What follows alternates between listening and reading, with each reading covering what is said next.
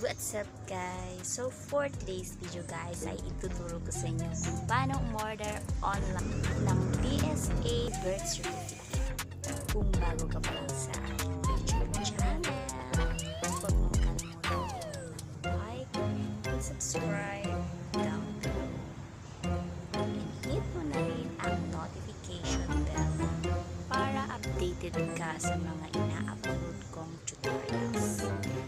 So, without further ado, let's get started.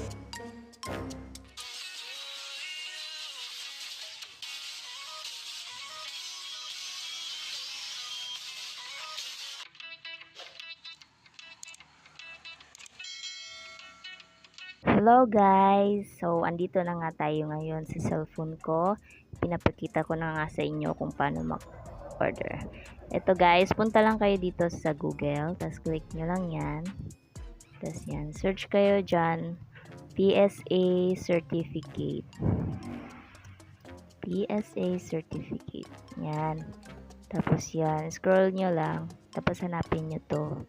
Ito, tapos nakikita nyo to. Click nyo lang yan, tapos dito na kayo mapupunta. Ganito yung itsura niya guys. Dapat guys, itong piliin nyo kasi kung hindi, kung saan kayo pupunta. Tapos click nyo lang order now. Yan, dito naman tayo may pipilian tayong birth, marriage, CNMR, and death certificate. Example na natin birth. Tapos i-click natin yung dalawang i-check lang natin yan. Tapos baba tayo scroll, then continue. Then yan, my own birth certificate for someone else. So, example lang yun guys, for my own. Then, dyan tayo mapupunta, then continue lang ulit. Then yan, example, nail tayo dito, nail. Yan, then name natin ay 1. Example lang to 1. Then, middle name is 1 lang din. Then, yung last name is De La Cruz. Sample lang guys. Then dito yung birthday mo. Sample September 15, then 1994. Ayan. Then dito select natin yung ID na hinihingi nila. Dapat itong ID na pinakita mo dito, dapat ito din ang papakita mo sa nag-deliver sa'yo. Yan, maraming pagpipilian yan dyan. Select lang natin yan, then continue. Huwag nyo nang pansinin mga maingay sa labas guys kasi nasa tabing kalsada talagang bahay namin. Then continue lang ulit. Then example, itong father's name dito ay 1. Then last name is 1 pa rin. Lahat natin lalagay na 1. Then continue lang tayo.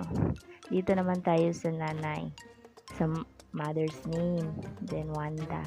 Sample lang to, Wanda. Ilagay natin sample Wanda, then middle name is 1, last name is 1, then continue, then dito tayo mapupunta kung saan tayo pinanganak.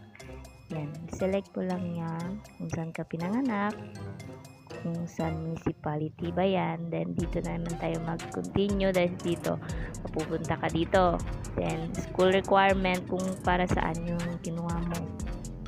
Then out door to door, click natin door to door. Tapos yan guys. So ang isang copy nga pala nito ay 365 lang po. So kung dalawang copy ang orderin mo is doble na rin yon. Tapos dito i-confirm mo lang din yun. So then i-check mo lang yung na-fill upan mo, ito na yon. And then kung okay na, i-continue mo lang. Yan. Dito naman tayo papupunta sa payment fee nila. Kung saan natin ipipay o kung saan natin ibabayad ang na-order na natin dito online. So, meron sila 7-Eleven, may GCash, may Bayad, Palawan, may Maya, ganyan. Ganyan lang guys. And then, tapos na. Yun lang. Thank you for watching.